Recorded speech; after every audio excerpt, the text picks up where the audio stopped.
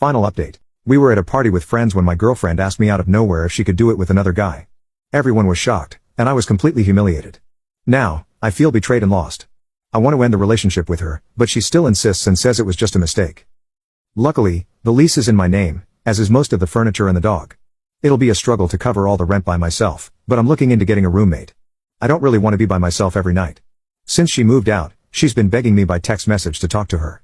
When I blocked her number, her friends started texting me, so I blocked them too.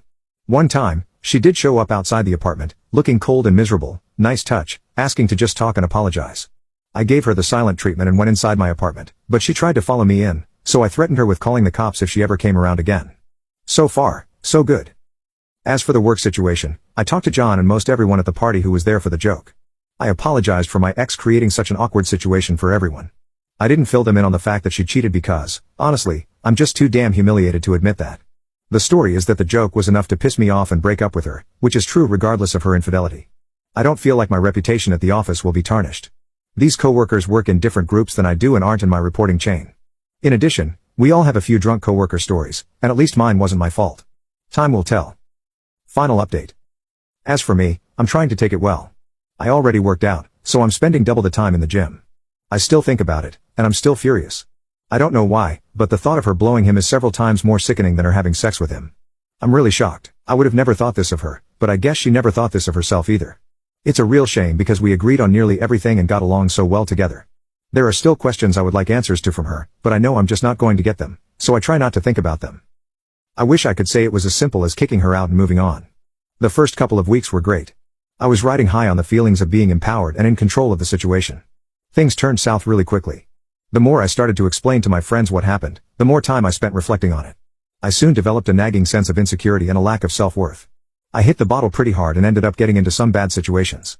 I stopped going to the gym, isolated myself from my friends and family, and generally turned into the worst version of myself.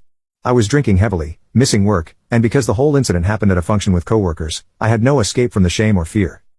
I tried to date for a while, thinking that I could use the experience to get my self-esteem up, but every time I went out with these girls, I kept thinking about the cheating and how inadequate I felt.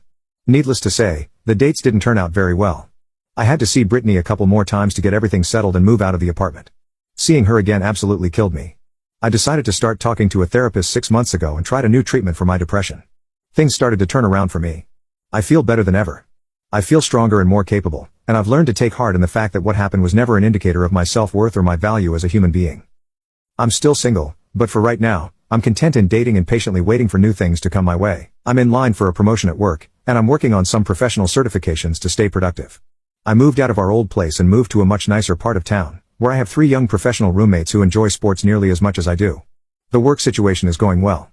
I can tell some people still feel very awkward around me, and I can tell that they want to ask questions but don't. That's just fine. I try to remain as vague as possible while filling them in enough so that they don't feel awkward. A couple of them have even tried to set me up on dates. I just have to say, for everyone dealing with infidelity, it's absolutely critical that you get some help. Whether you decide to talk to friends or family or escalate to a professional, please seek counseling before you do something you regret or get yourself in trouble. Infidelity can feel like the end of the world, but it really isn't. Only you get to decide what you do with yourself. Please be strong. As for her, well, I don't know. I blocked her from every avenue of communication and did not give her my forwarding address. We didn't have many mutual friends to start with, though I did run into one of her old friends once, a couple of months back. Apparently, she went off the handle right after everything went down, moved back in with her parents, and stopped talking to many of her friends.